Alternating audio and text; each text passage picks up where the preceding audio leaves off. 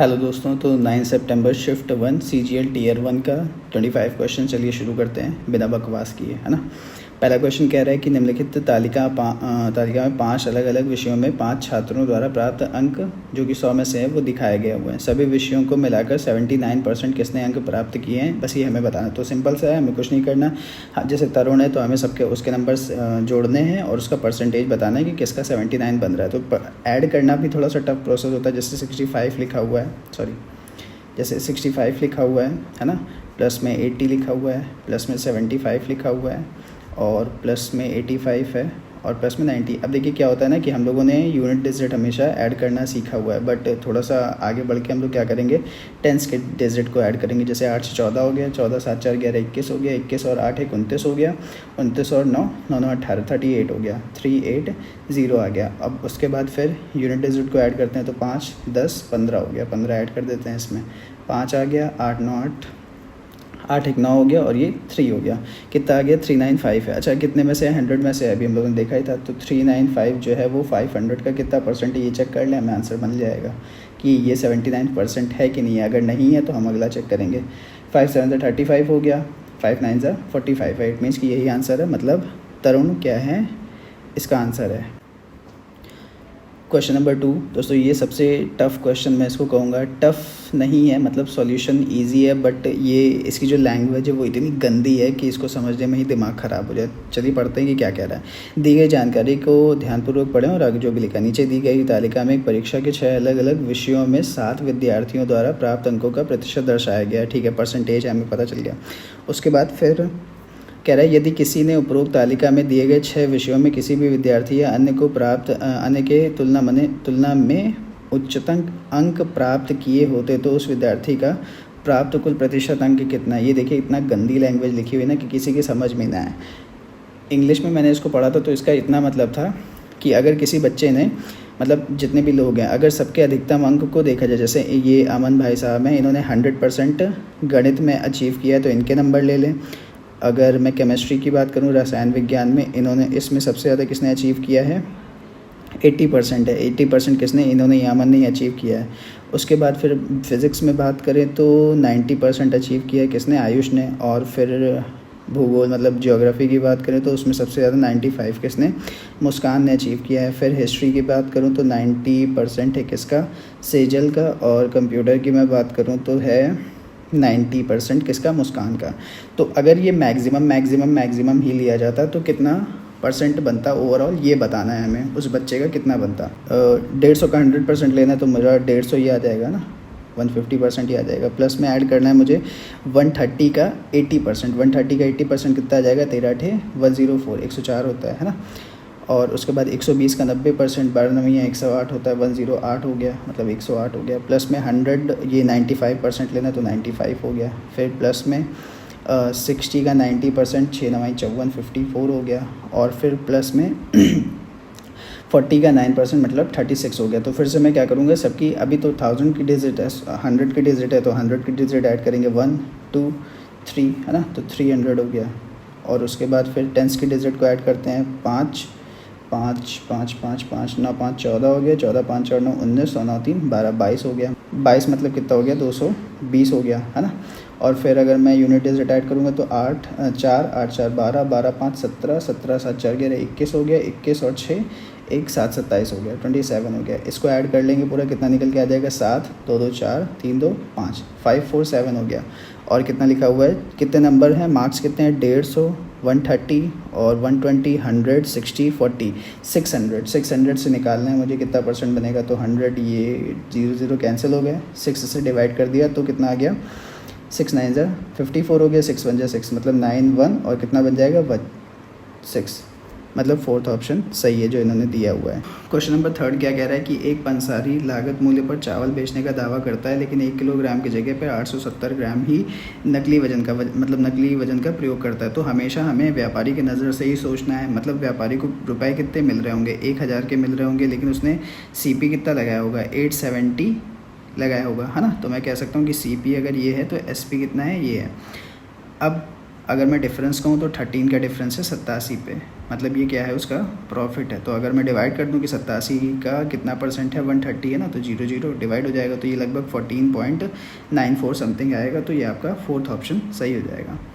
Next question कह रहा है कि 2 उम्मीदवारों के बीच में हुए चुनाव में y% मतदाताओं ने मत नहीं डाला है। ठीक है, मतलब 100 माइनस y% लोगों ने ही मत डाला है। ठीक है, उसके बाद फिर डाले गए मतों में से 10% मत अवैध हो गया, मतलब इतने में 9/10 इसका मत क्या है, वो लीगल है, मतलब सॉरी 9/10 लीगल है। ठीक है, फिर जबकि सभी वैध मत दोनों उम्मीदवारों में से किसी एक पक्ष में पड़े, है ना। उसके बाद फिर कह रहा है जिस उम्मीदवार को कुल वैध मतों में 59.375% वोट मिले हैं उसे इतने मतों से निर्वाचित किया गया। ठीक है, फिर अगर मैं कहूँ कि टोटल वोट उस समय 100% पड़े होते तो उस जीतने वाले पर्सन को कितने वोट मिले हुए हैं, 375, है ना, इतने वोट मिले हुए हैं। तो अगर मैं कहूँ कि जो हारने वाला बंदा है उसको कितने वोट मिले होंगे, कितने % वोट मिले होंगे, तो मैं इसको सब्ट्रैक्ट कर लूँ। ये 5 आ गया, 2 आ गया, 6 हो गया, पॉइंट यहाँ पे 4 0। अच्छा, मैं कहूँ कि इन दोनों के बीच में डिफरेंस कितना रहा होगा, कितने मतलब कितने % वोट का डिफरेंस रहा होगा, उतना ही इन्होंने ये नंबर में दिया हुआ है 2484, है ना। तो इसको मैं अगर सब्ट्रैक्ट करूँगा तो मेरा आ जाएगा 18.75, मतलब इतने % वोट का क्या है डिफरेंस है। अब जो इन्होंने बोला ना उसके अकॉर्डिंग करते हैं। इन्होंने बोला है कि टोटल जो वोटिंग हुई है वो 16,000 की हुई है ना, जिसमें से 100 माइनस y% लोगों ने ही क्या किया है, वोट डाला है ना। और जिसका 9/10 क्या है, लीगल है, बाकी सारे क्या हैं, इलीगल है।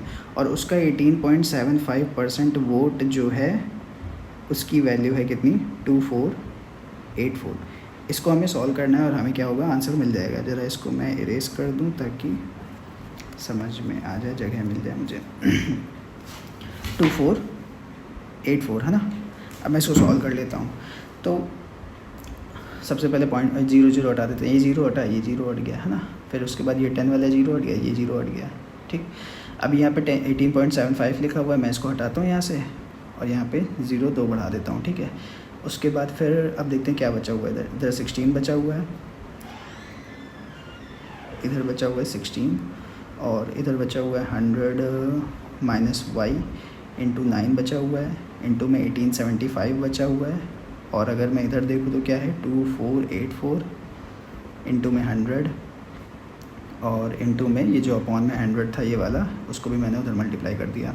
अब इसके बाद सॉल्व करने पर कितना आ जाएगा, 25 से ये 7 टाइम्स गया और 5 टाइम्स गया, और ये 25 4 ज़ा 100 हो गया, फिर 25 3 ज़ा 75 हो गया, 25 4 ज़ा 100 हो गया। ठीक है, 4 1 ज़ा 4, 4 1 ज़ा 4, 16 हो गया, 16 से 16 पूरा कंप्लीट कट गया। ठीक, अब क्या बचा हुआ है इधर, 9 3 ज़ा 27 बचेगा, एक बार डिवाइड ही कर लेते हैं। 3 8 ज़ा 24 हो गया, 3 2 ज़ा 6, 3 8 ज़ा 24 हो गया। यहाँ पे 9 बचा हुआ है, 9 9 9 9 9 9 9 9 जा 81, 9 2 ज़ा 18, 9 और 2 92 हो गया, मतलब 100 माइनस y की वैल्यू 92 हो गई। तो y की वैल्यू कितनी आ गई, 8% आ गया। यही हो गया क्या हमारा आंसर, मतलब फर्स्ट आंसर करेक्ट है। ये क्वेश्चन थोड़ा सा टिपिकल टाइप का है, थोड़ा सा समझने के लिए, तो अगर आपके समझ में आ जाता है तो इतना भी टफ नहीं है। क्वेश्चन नंबर 5 कह रहा है एक वस्तु पर 550 अंकित मूल्य है, 40% की छूट दे दी गई और विक्रय मूल्य और सीपी जो है, मतलब सीपी से 10% अधिक है, इस पर सीपी बताना है। तो अगर किसी ने आभासर की क्लास किया होगा तो उन्होंने पाइपलाइन मेथड बताया इसको क्वेश्चन को सॉल्व करने का, कि MP/CP इंटू में जो डिस्काउंट होता है उसके बाद जो निकल के आता है ना, इज इक्वल्स में होता है SP/CP। सिंपल सा फॉर्मूला लगाएंगे, आसानी से क्वेश्चन क्या होगा, सॉल्व हो जाएगा। तो MP कितना है, 550 है, CP हमें फाइंड करना है। डिस्काउंट के बाद जो प्राइस बन रहा है वो कितना बन रहा है, 40% का ऑफ है, तो 6/10 कह देते हैं ना, 60/100 बनेगा, 6/10 हो जाएगा, है ना। इक्वल में SP/CP का अगर मैं कहूँ तो कितना है, 11/10 हो गया, है ना। 110/100 लिखेंगे, वही हो गया, निकल के आ जाएगा। फिर 11 5 ज़ा 55 हो गया, ये डिवाइड हो गया, और फिर हमें पता है कि 0 0 कैंसिल हो गया, 5 6 ज़ा 30, और CP बराबर क्या हो गया, 300 निकल के आ गया। तो ये क्वेश्चन ईजी था, है ना, पहला आंसर सही है। अगर मैं 9 सितंबर शिफ्ट 3 में कहूँ कि इंपॉर्टेंट क्वेश्चंस कौन से थे, टफ क्वेश्चंस कौन से थे, तो अभी जो मैंने एक सबसे पहले सेकंड नंबर क्वेश्चन था DI का, और उसके पहले जो अभी एक क्वेश्चन करवाया था जिसमें मैंने अभी जो लेंथी क्वेश्चन जस्ट पहले हुआ था, क्वेश्चन नंबर 4 शायद था वो, और प्लस में क्वेश्चन नंबर 6। ये क्वेश्चन ऐसे हैं कि जो थोड़े से टिपिकल क्वेश्चन है, मतलब जो पहली बार में अगर कोई कर रहा है तो वो नहीं कर सकता, थोड़ा सा बेसिक समझना पड़ेगा। अच्छा, क्या कह रहा है क्वेश्चन? कह रहा है कि 20% वार्षिक साधारण ब्याज की दर से 4,22,092 रुपये की राशि उधार ली गई। प्रथम वर्ष में समाप्ति पर वह उधार ली गई राशि में से मूल वर्ष मतलब 21,679 मतलब 21,679 रुपीज़ क्या करता है, चुका देता है। यदि मोहन दूसरे वर्ष की समाप्ति पर सभी लंबित बकाया राशि का भुगतान करता है तो उसे प्रथम वर्ष के दौरान अर्जित ब्याज भुगतान भी शामिल है। अच्छा, तो वह दूसरे वर्ष की समाप्ति पर कितना भुगतान करेगा? उसने सबसे पहले तो क्या बोला है कि जो उसने पहले साल का इंटरेस्ट लिया है ना, वो भी सेकंड टाइम में शामिल है। तो हम देख लेते हैं कि एक्चुअली पेमेंट हुई कितनी की। जैसे मेन जो अमाउंट है वो 4,22,092 रुपीज़ का है ना। तो इससे साल जो पहला साल इंटरेस्ट बना होगा 20% का, वो कितना रहा होगा देख लेते हैं। 2 2 4 हो गया, 2 9 18 हो गया, कैरी 1 हो गया, 2 2 4 हो गया, फिर 2 2 4 हो गया, 2 4 8 हो गया, पॉइंट लगा दिया यहाँ पे। मतलब पहले साल का जो SP था, सॉरी SI था, वो इतना था। तो मतलब ये तो बाद में ऐड होगा क्योंकि ये बाद में पे करेगा ना। हमें ये पता है कि सिंपल इंटरेस्ट जो होता है वो प्रिंसिपल पे ही लगता है केवल। तो अब नेक्स्ट ईयर प्रिंसिपल कितना है हमारा? 4,22,092 रुपये है ना, इतना है 4,22,092 रुपये। लेकिन उसने कुछ पेमेंट भी तो कर दी है, कितना? 21,679 इतने की पेमेंट भी तो कर दी है ना। तो ओवरऑल बचा कितना उसके पास, मतलब जो जिस पे उसको इंटरेस्ट मिलेगा? तो 9 3 12 3 हो गया, और यहाँ पे 8 1 हो गया, 10 में से 6 गया 4, 2 में से 1 सॉरी 0 0 0 बचेगा, फिर यहाँ पर भी 0 हो जाएगा, और ये है ना 4,00,413 इतने रुपए आ गए। अब इस पर उसको 120% लगाना पड़ेगा क्योंकि 20% तो है ही है ना, और 100% जो प्रिंसिपल है वो भी ऐड कर लेंगे तो 120% हो जाएगा।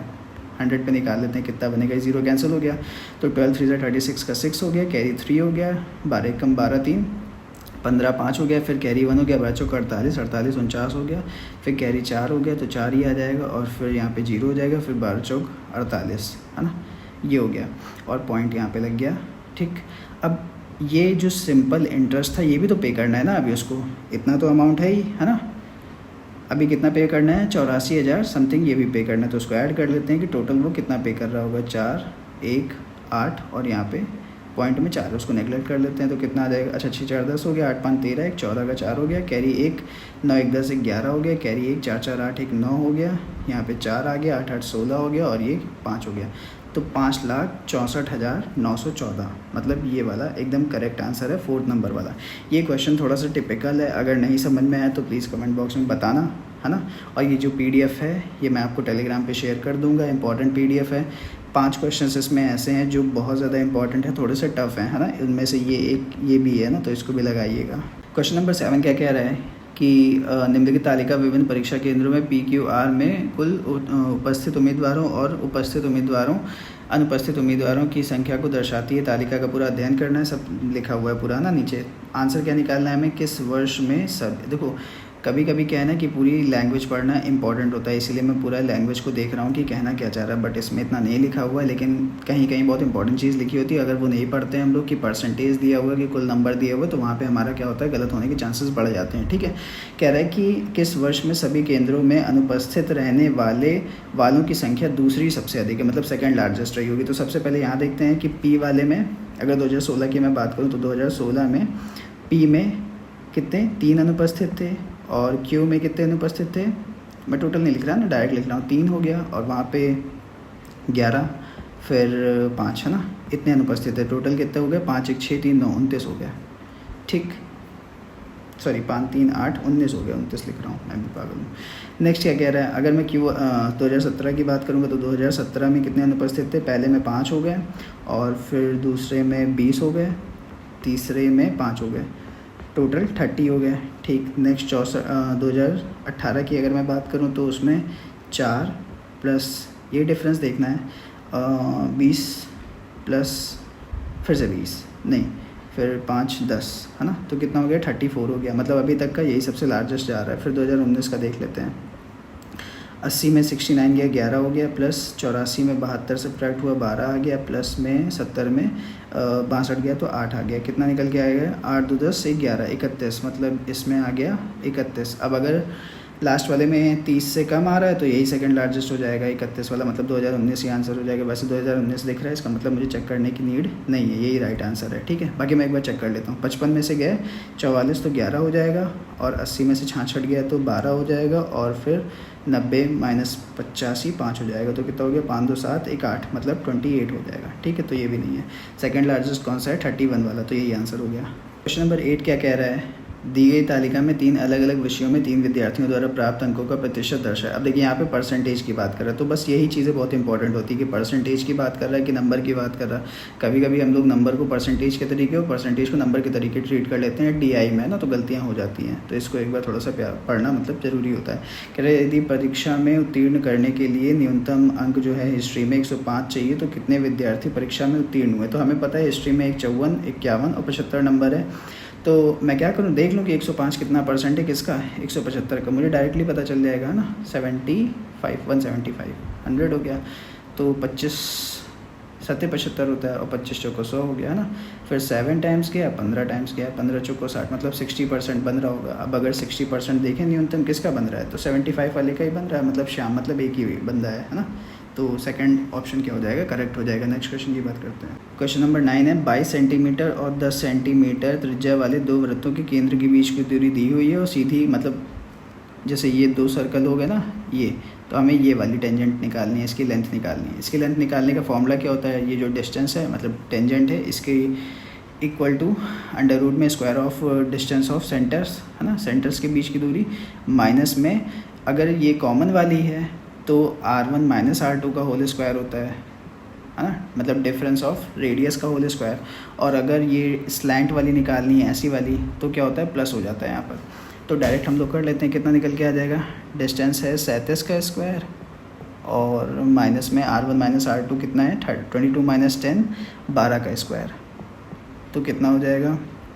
अब यहाँ पे a square minus B square वाला फॉर्मूला लगा देंगे, तो a प्लस बी मतलब 49 हो गया, और a माइनस बी मतलब कितना हो गया 25 हो गया, मतलब 7 और 5, 7 into 5 35 is the correct answer. First answer सही है। नेक्स्ट क्वेश्चन कह रहा है कि भरण पाइप, मतलब P एक पाइप है और एक Q पाइप है जो कि 21 गुना तेज है, मतलब P की जो एफिशिएंसी है और जो Q की एफिशिएंसी है 21 टाइम्स है ना, सॉरी, अरे यार, P की एफिशिएंसी जो है वो Q की एफिशिएंसी का 21 टाइम्स है। ठीक है, Q एक टंकी को 110 मिनट में पड़ता है, तो टोटल काम कितना हो जाएगा, मल्टीप्लाई कर दिया 110 हो जाएगा। ठीक है, टोटल काम कितना हो गया 110 हो गया।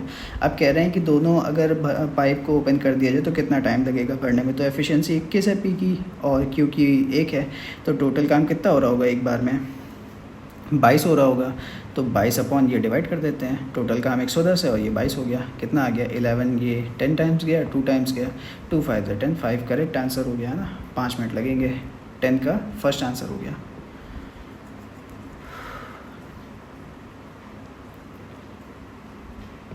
नेक्स्ट क्वेश्चन क्या कह रहा है, 840 मीटर की एक वृत्ताकार दौड़ में A और B समान समय पर समान दिशा में समान बिंदु से 6 मीटर और 12 मीटर पर सेकंड की स्पीड से दौड़ना चालू करते हैं, बताना है कि कितने समय बाद वो मिलेंगे। तो ये तो सिंपल सा रिलेटिव स्पीड का क्वेश्चन है कि एक ही डायरेक्शन में भाग रहे हैं, है ना, एक ही डायरेक्शन में भाग रहे हैं, तो हमें पता है रिलेटिव स्पीड क्या होती है, सब्ट्रैक्शन हो जाता है, 12 माइनस 6 मतलब 6 हो जाएगा, है ना, इनटू ये स्पीड हो गया, तो यहाँ पे टाइम हो जाएगा, डिस्टेंस कितनी 840 है, डिवाइड कर देंगे वही आंसर हो जाएगा, 6 1 6 6 4 24 0 हो गया, मतलब 140 सेकंड बाद वो फिर से मिलेंगे। क्वेश्चन नंबर 11 का आंसर क्या है, थर्ड वाला 140 सेकंड। नेक्स्ट क्वेश्चन है क्वेश्चन नंबर 12, बॉडमॉस का ही क्वेश्चन है, इजी सा है ना। 88 डिवाइडेड 8 लिखा हुआ इंटू के है, माइनस में 3, डायरेक्ट क्वेश्चन सॉल्व करके लिख देते हैं ना, ज़्यादा इजी रहेगा। तो 11k बन जाएगा और ये माइनस का 3 3 9 हो जाएगा, इक्वल में 6 6 36 हो गया, और माइनस में 7 35 हो गया, और प्लस का k स्क्वायर हो गया। तो इक्वेशन क्या बन जाएगी, k स्क्वायर माइनस 11k, और ये उधर जाएगा पॉजिटिव का 10, है ना, यहाँ पे k लिखा हुआ, ठीक है, ये 0 हो गया। सॉल्व करना आता ही है, क्या बचपन में पढ़ा ही हुआ ना, तो यहाँ पे 10 आ जाएगा और ये 1 हो गया, माइनस के ही आएंगे दोनों, है ना, फिर अपॉन में 1 करेंगे क्योंकि a की वैल्यू यहाँ पे क्या है 1 ही है ना। तो एंड में क्या होता है, सिंबल जो होते हैं वो चेंज हो जाते हैं, तो 10 और 1 होगा इसका आंसर, है ना, 1 और 10। तो थर्ड ऑप्शन क्या हो गया, करेक्ट हो गया। नेक्स्ट क्वेश्चन है कॉस स्क्वायर 29 और कॉस स्क्वायर 61 डिग्री।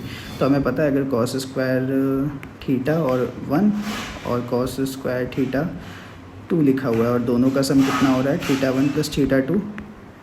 अगर 90 डिग्री हो रहा है तो इसकी वैल्यू 1 हो जाती है, तो इसका आंसर क्या हो जाएगा 1 हो जाएगा। नेक्स्ट क्वेश्चन क्या कह रहा है कि दो शंकुओं के त्रिज्याओं का अनुपात दिया हुआ है, उनके आयतन का अनुपात दिया है, ऊंचाई का अनुपात बताना है। हमें पता है कि शंकु का जो आयतन होता है कोण का वो 1/3 पाई r1 स्क्वायर h1 लिख देते हैं ना, और 1/3 पाई r2 स्क्वायर और h2 लिख देते हैं, और यहाँ पे इक्वल में क्या हो जाएगा v1/v2 मतलब आयतन कितना है 3/5 है ना। तो हमें दिख रहा है 1/3 पाई, ये सब कैंसिल हो गया, r1 का स्क्वायर कितना है 2 × 2 हो जाएगा, और h1 कितना है निकालना है हमें h1/h2, और यहाँ पे कितना हो गया 5 × 5 हो गया इंटू h2 आ गया इक्वल टू 3/5 हो गया है ना। तो 2 ये 5 कैंसिल ही हो गया, 5 3 15, h1/h2 कितना आ गया 15/4, तो 15:4 is the correct. Next question कह रहा है कि x³ ये पूरा लिखा हुआ है ना, ये सब पूरा फॉर्मूला के बेस पे है कि ऊपर वाले को मैं लिख सकता हूँ क्या x प्लस कितना लिखा है 15 फिर 75, ठीक है x प्लस 5 का होल क्यूब लिख सकता हूँ मैं, और ये जो लिखा हुआ है x माइनस 5 लिखा हुआ है बगल में, और नीचे जो x स्क्वायर माइनस 25 लिखा है इसको मैं x प्लस 5 और x माइनस 5 लिख सकता हूँ। हमें पता ही है ना, ये कैंसिल ये कैंसिल ये कैंसिल ये कैंसिल हो गया, तो x प्लस 5 का होल स्क्वायर मतलब x square plus 10x plus 25, तो फोर्थ ऑप्शन क्या हो जाएगा 15वें क्वेश्चन का सही हो जाएगा। नेक्स्ट क्वेश्चन की बात करते हैं।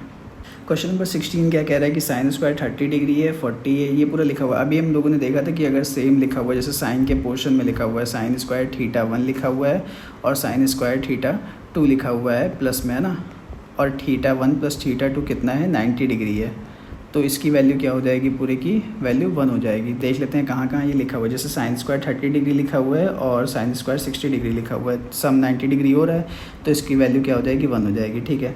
अब साइन स्क्वायर माइनस का 40 लिखा हुआ है और साइन स्क्वायर माइनस का 50 लिखा हुआ है, तो माइनस में इसकी वैल्यू भी 1 हो गई, ठीक। साइन स्क्वायर प्लस में 45 डिग्री लिखा हुआ है, फिर से साइन स्क्वायर 45 डिग्री लिखा हुआ है। देखिए एंगल के वैल्यू हमें पता है कि 1/√2 होता है, बट क्या मतलब है जब दिख रहा है कि सम बन रहा है वैसे है ना, प्लस 1 हो जाएगा। फिर साइन स्क्वायर माइनस में 55 डिग्री लिखा हुआ है और साइन स्क्वायर 35 लिखा हुआ है माइनस में, इसका भी सम 90 डिग्री है, तो फिर से क्या हो गया -1 हो गया, तो चारों कैंसिल हो गए एक दूसरे के साथ में, क्या आ गया 0 आंसर हो गया है ना। थर्ड ऑप्शन सही है 16 नंबर का जो क्वेश्चन है उसका है ना, ठीक है। क्वेश्चन नंबर 17 क्या कह रहा है कि ये 2 1 मैं लिख देता हूँ 2 1 7 9 2 4 k है ना।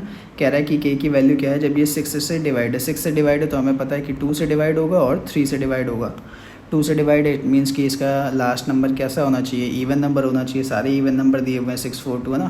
3 से डिवाइड का मतलब क्या सम कितना बनना चाहिए 3 से डिविजिबल वाला मतलब ठीक है 3 का मल्टीपल बनना चाहिए, तो 2 1 3 हो गया, 7 3 10 9 19 9 2 11 21 हो गया, तो इसको हटाई दो पूरा ना। फिर 4 और 4 के साथ में ऐसा नंबर आना चाहिए जो 3 से डिविजिबल हो जाए। 6 4 10 हो जाएगा, नहीं हो सकता। 4 के साथ भी 8 बनेगा, नहीं हो सकता, तो 2 होगा है ना। 4 + 2 कितना होता है 6, तो 3 से डिविजिबल हो जाएगा, 3 का मल्टीपल है।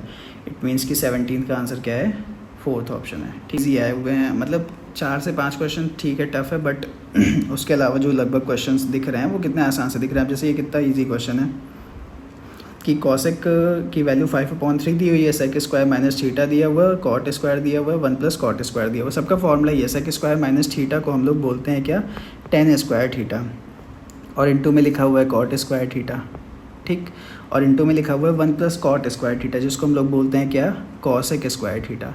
तो ओवरऑल दिया तो वही है, ये तो 1 ही हो जाएगा क्योंकि 10 का रेसिप्रोकल होता है कॉट, तो ये तो 1 हो गया। अब इंटू में क्या बचा cosec square theta, it means कि 25/9 है ना, यही आंसर हो जाएगा।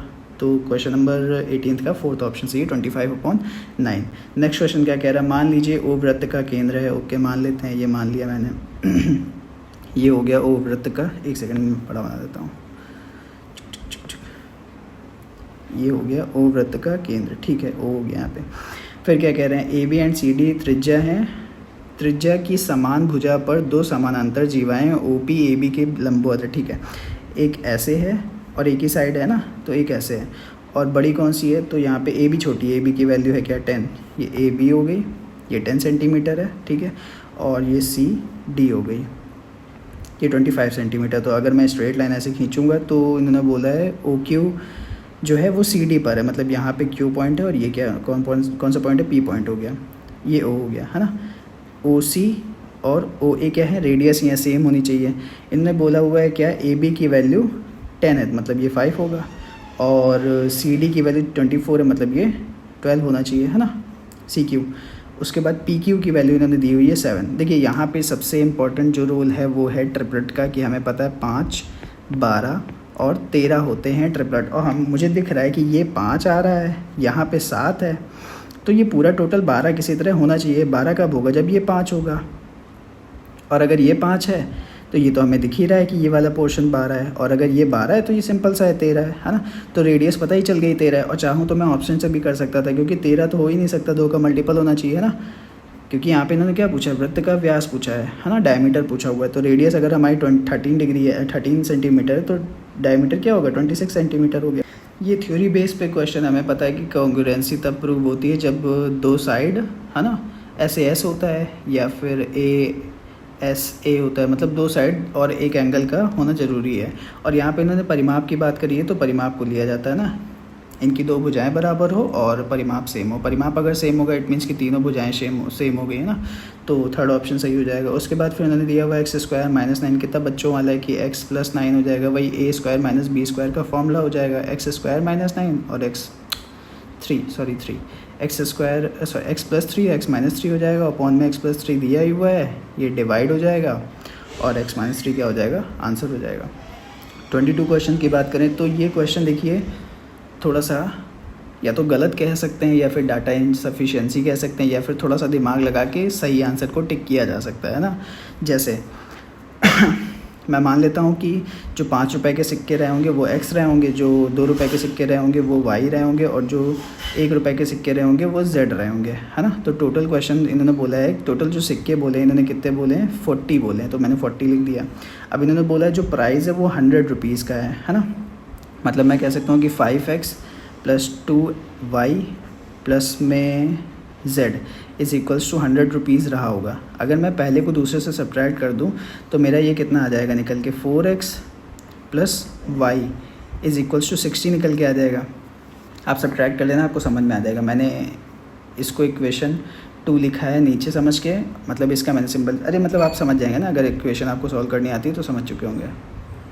फिर ये हो गया। अब एक बात बताइए, x मैंने क्या सपोज़ किया है, 5 रुपीज़ का है ना, 5 रुपीज़ के जो सिक्के हैं, अगर मैं x की वैल्यू मान लेता हूँ, मैं x की वैल्यू 17 ले लूँ तो 17 4 जा कितना होता है, 68 होता है। हो ही नहीं सकता, मतलब पहला तो आंसर हो ही नहीं सकता।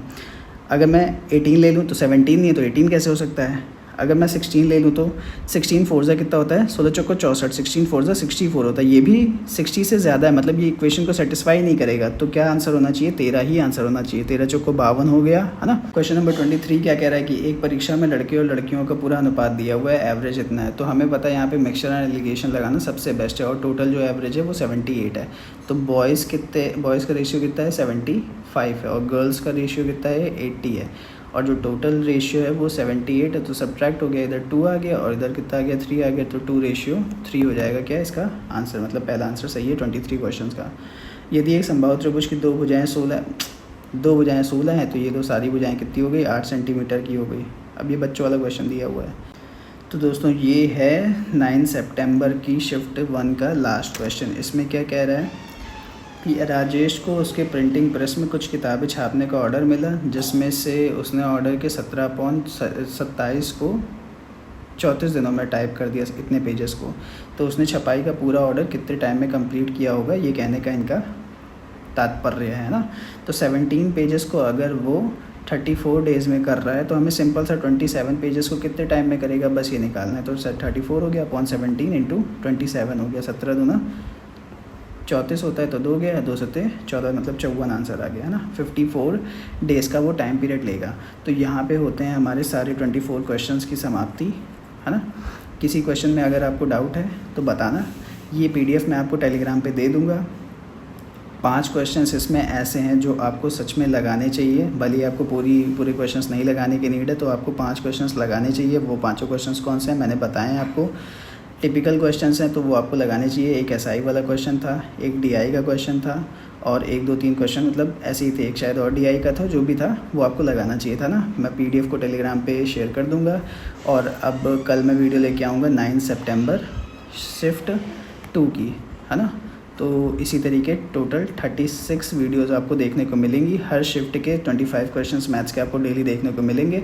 मिलते हैं नेक्स्ट वीडियो में। वीडियो अगर पसंद आए तो प्लीज़ लाइक कर देना, थोड़ा सा शेयर कर देना और चैनल को सब्सक्राइब कर देना। ये वीडियोज़ आपको मिलती रहेंगी है ना, तो चैनल से ज़रूर जुड़ जाना। मिलते हैं नेक्स्ट वीडियो में। Bye bye.